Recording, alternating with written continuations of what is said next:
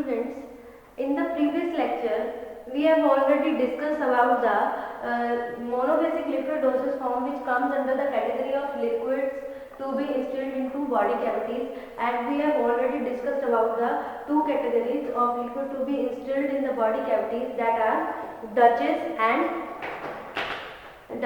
and ear drops. So today we will discuss about the nasal drops and nasal spray.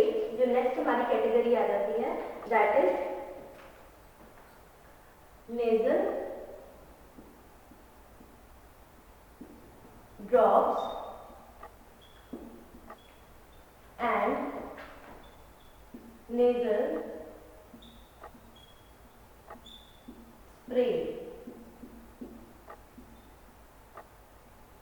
Nasal drops और nasal spray आ जाते हैं।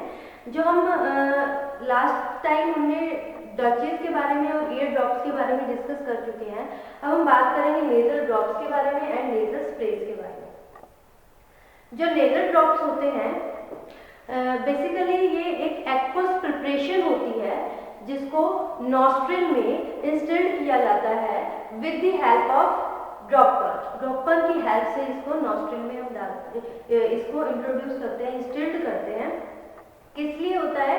Mostly जो nasal drops होते हैं और जो नेजल स्प्रेज होते हैं ये बेसिकली सिमिलर ही होते हैं, लेकिन इसमें थोड़ा डिफरेंस ये होता है कि जो नेजल ड्रॉप्स होते हैं वो जो स्वेलिंग होती है, नेजल म्यूकोसा में स्वेलिंग होती है, उसको रिड्यूस करने में हेल्पफुल होते हैं। नेजल स्प्रे होती है जो नेजल कंजेशन हो जाती है, कई बार होती है जकड़न सी होने लग जाती है, जो लंग्स होती है हमारी जकड़ने लग जाती है, जिसके कारण जो रेस्पिरेशन है उसमें प्रॉब्लम होती है। तो ये जो स्प्रेस होते हैं वो यूज होते हैं to reduce the nasal congestion. जो नेजल कंजेशन है उसको रिड्यूस करने में हेल्पफुल होते हैं। आपको पता है कि जो हमारे नॉस्ट्रिल होते हैं इसमें सीलिया होता है, तो जब भी हम नेजल ड्रॉप्स की प्रिपरेशन करते हैं तो ये चीज़ ध्यान में रखना होता है कि इसमें जो व्हीकल यूज होएगा वो ज़्यादा ऑयली नहीं होना चाहिए। अगर वो ज़्यादा ऑयली होगा तो वो क्या करेगा, जो हमारी सीलिया की मूवमेंट है, जो हमारी नॉस्ट्रिल में सीलिया होता है, हेयर लाइक प्रोजेक्शंस होती है, फॉरेन पार्टिकल्स को जो अंदर एंट्री नहीं करने देती, उसको डिस्चार्ज करती है, उसको फिल्ट्रेशन का काम करती है। वो सीलिया क्या होगा, ब्लॉक हो जाएगा। अगर हम बार बार इसका यूज करेंगे और ऑयली सब्सटेंस इसमें यूज किया गया है नेजल ड्रॉप में, तो वो हमारे लंग्स में डिपॉजिट होता जाएगा। जैसे जैसे वो डिपॉजिट होएगा, रिपीटेड यूज पे वो डिपॉजिट होता जाएगा, उसके लिपिड के पार्टिकल्स होंगे वो डिपॉजिट हो जाएंगे। अल्टीमेटली वो क्या कर देंगे, इन्फ्लेमेशन कॉज कर देंगे, हमारी लंग्स में इन्फ्लेमेशन कॉज कर देंगे, and that will cause the lipoidal pneumonia. Lipid pneumonia भी कहते हैं जिसको, ये लिपिड निमोनिया कॉज कर देगा। सो हमें ध्यान में रखना है, सबसे पहले तो नेजल ड्रॉप्स क्या होती है, these are the aqueous preparation. Aqueous preparation होती है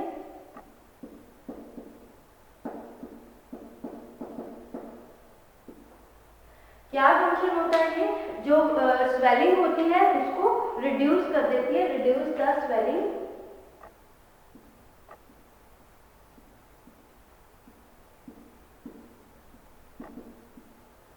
और जो नेजल स्प्रेज होते हैं वो किस में हेल्पफुल होते हैं, that are helpful to reduce the nasal congestion, congested. जब हमारी जो चेस्ट है वो कंजेशन हो जाती है तो इसमें रिड्यूस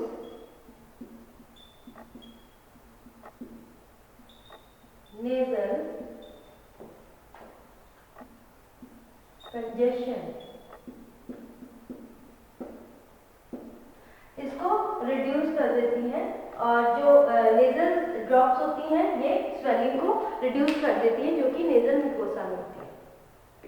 अब इसके प्रिपरेशन के लिए हमें क्या क्या चीज़ों की रिक्वायरमेंट होती है, फॉर्मुलेशन की बात की जाए तो इसमें सबसे पहले व्हीकल की बात करें तो व्हीकल में इसमें जो व्हीकल यूज किया जाता है वो क्या होना चाहिए, शुड बी आइसोटोनिक होना चाहिए with the nasal mucosa pH. जो नेजल म्यूकोसा की पीएच होती है ना उसके साथ आइसोटोनिक होना चाहिए, यानी न्यूट्रल पीएच होनी चाहिए।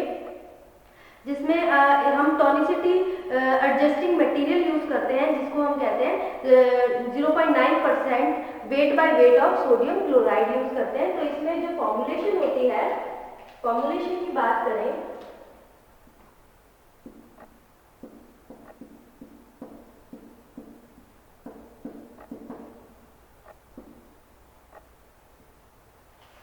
फॉर्मुलेशन में क्या यूज करते हैं, सबसे पहले nasal vehicle,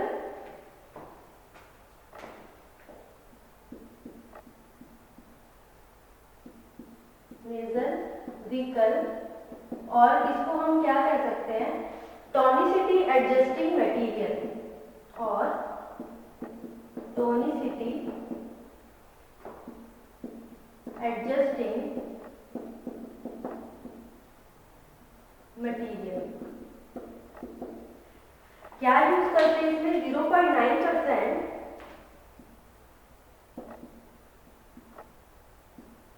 weight by weight sodium chloride NaCl use किया जाता है।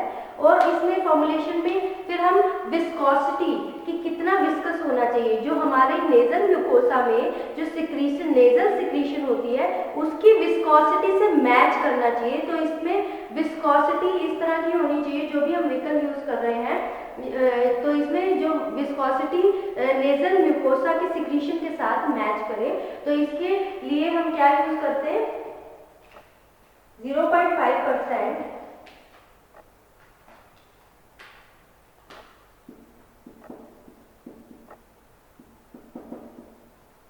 मिथाइल सेलुलोज,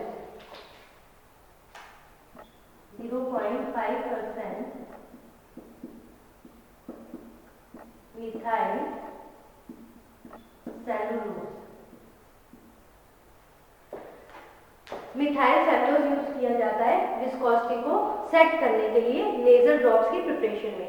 उसके बाद बफर, अब इसमें जो बफर कैपेसिटी है वो कैसी होनी चाहिए, ये लो बफर होना चाहिए, इसमें माइल्ड बफर कैपेसिटी होनी चाहिए। उसके लिए अगर ये ज़्यादा स्ट्रॉन्ग अल्कली होगा, अल्कली बहुत ज़्यादा स्ट्रॉन्ग होगा ये, तो ये क्या करेगा, जो सीलिया होगा ना उसको डैमेज कर देगा। तो बफर एडजस्टमेंट के लिए इसमें क्या यूज किया जाता है, फॉस्फेट बफर 6.5 pH का यूज किया जाता है। तो बफर कैपेसिटी कैसी होनी चाहिए, जो व्हीकल है उसकी बफर कैपेसिटी, बफर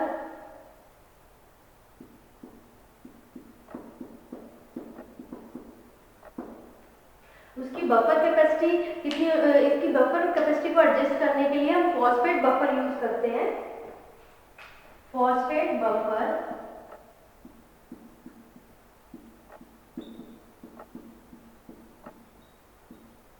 जो कितनी pH कर देता है, 6.5 pH, जो कि हमारी नेजल म्यूकोसा के साथ मैच करती है। और कैसा होना चाहिए व्हीकल, कंपैटिबल होना चाहिए मेडिकामेंट के साथ, जिसको यूज कर रहे हैं उसके साथ कंपैटिबल होना चाहिए, स्टेबल होना चाहिए मेडिकामेंट के साथ, और इस तरह का होना चाहिए कि वो जो सिलरी मोशन है हमारे नेजल म्यूकोसा में, जो सिलरी मूवमेंट है उसकी मूवमेंट को इंटरफेयर ना करे।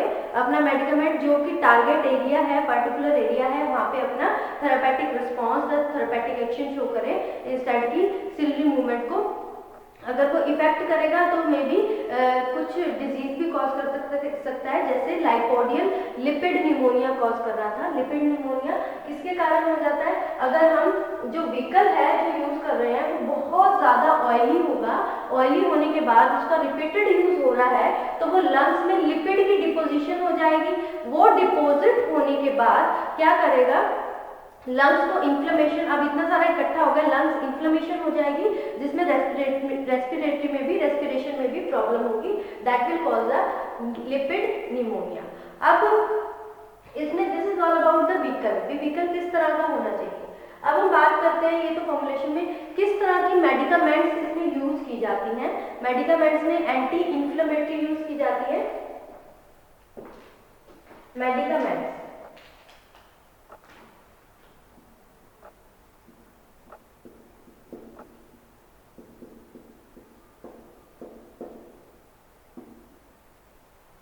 मेडिकामेंट्स में इसमें एंटी इन्फ्लेमेटरी यूज किया जाता है,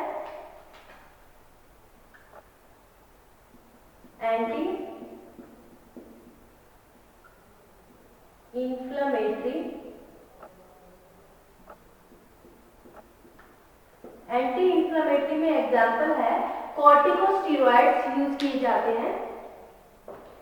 corticosteroids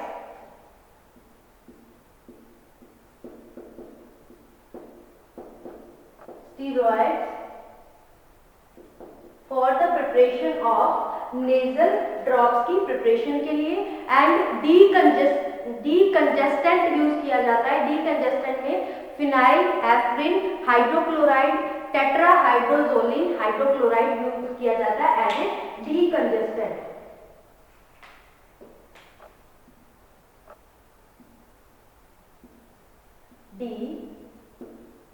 कंजेस्टेंट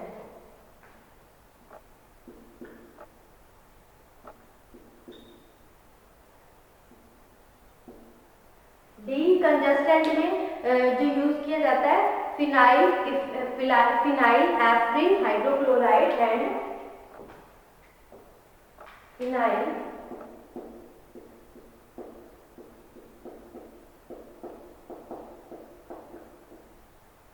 chloride and tetrahydrozoline hydrochloride. Tetrahydrozoline hydrochloride is used as a decongestant, मतलब कि डी मतलब कि रिमूवल, कंजेस्टेंट जब कंजेशन होती है उसको रिमूव करने के लिए यूज होता है। और इसमें क्या यूज होता है, सिम्पैथोमिमेटिक्स यूज किया जाता है। Sympathomimetics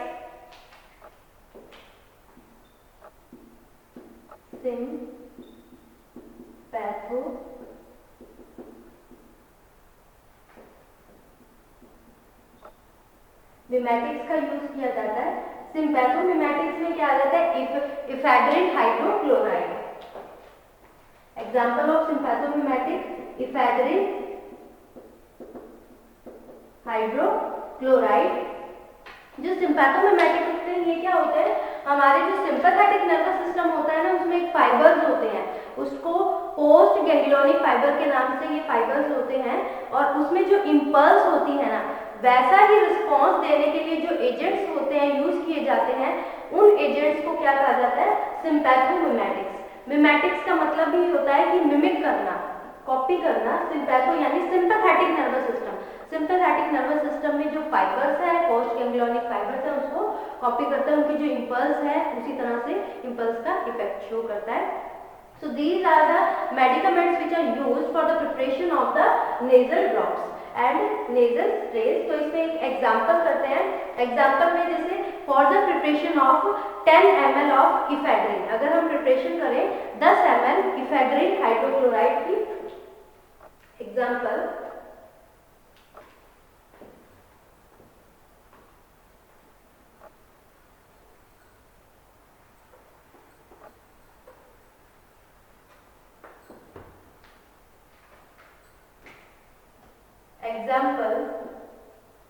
prepare and dispense 10 ml of ephedrine hydrochloride nasal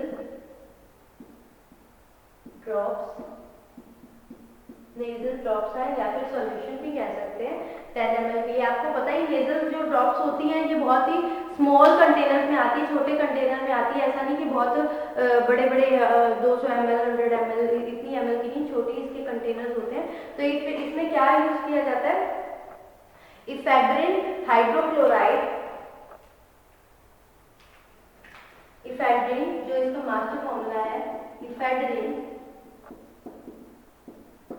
hydrochloride, उसके बाद chloro butanol and sodium chloride and water.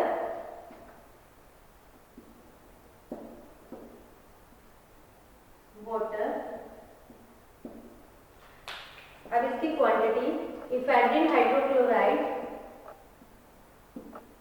5 gram 0.5 gram and chlorobutanol 0.5 gram, sodium chloride 0.5 gram and water 100 up to 100 ml। So this is the master formula. इसकी preparation के लिए क्या करना होगा, ephedrine hydrochloride है, chlorobutanol है एंड सोडियम क्लोराइड है। इसको वाटर में डिसॉल्व करना है। डिसॉल्व करने के बाद इसको फिल्टर कर देना है। जब ये प्रॉपरली फिल्टर करने के बाद जितना वॉल्यूम मेकअप करना है वॉल्यूम मेकअप करके इसको ट्रांसफर कर देना है इन द जो कंटेनर है जिसमें डिस्पेंस करना है उसमें ट्रांसफर करके इसकी लेबलिंग करनी है। लेबलिंग में क्या लिखेंगे, फॉर एक्सटर्नल यूज ओनली। और इसके कंटेनर किस तरह से यूज होते हैं, इसके कंटेनर आपने देखे होंगे, एम्बर कलर की ग्लास बॉटल्स होती, फ्लूटेड बॉटल्स होती हैं, ठीक है, उसमें ड्रॉपर लगा हुआ होता है, ड्रॉपर का यूज होता है। आजकल प्लास्टिक कंटेनर भी यूज होते हैं, ग्लास की जगह प्लास्टिक कंटेनर भी यूज होते हैं लेजर ड्रॉप्स के लिए।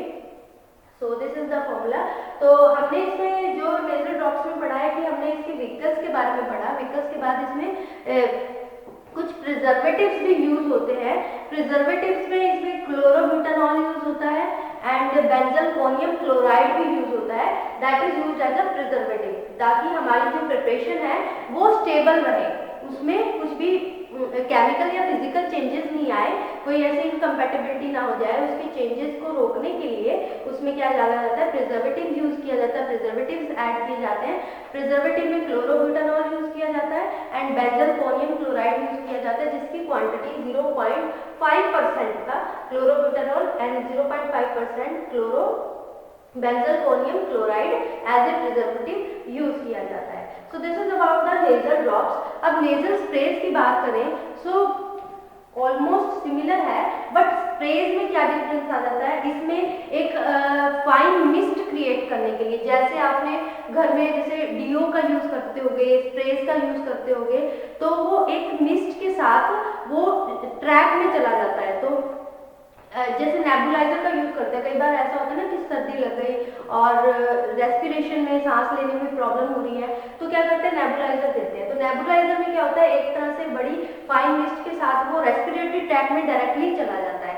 वैसे ही इसमें ये कंटेनर होता है जिसको ऑटोमेटाइजर कहते हैं, उसमें प्रेशर लगता है, तो फाइन मिस्ट के साथ जो उसकी कोर्स ड्रॉपलेट्स होती हैं वो म्यूकोसा में काफी देर तक इंटैक्ट में रहती है और अपना जो थेरापेटिक रिस्पॉन्स है वो डायरेक्टली और बहुत प्रलॉन्ग टाइम के लिए अपना इफेक्ट शो करती है, जिसके कारण ये कंजेशन में नेजल कंजेशन होती है ना, उसमें रिलीफ करती है।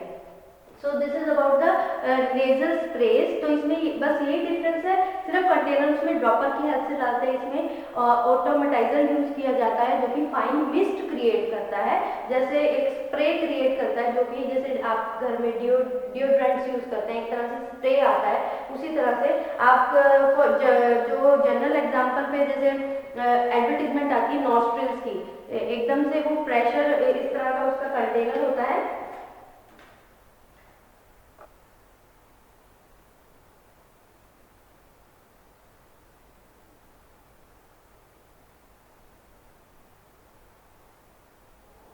कुछ इस टाइप का कंटेनर होता है उसका।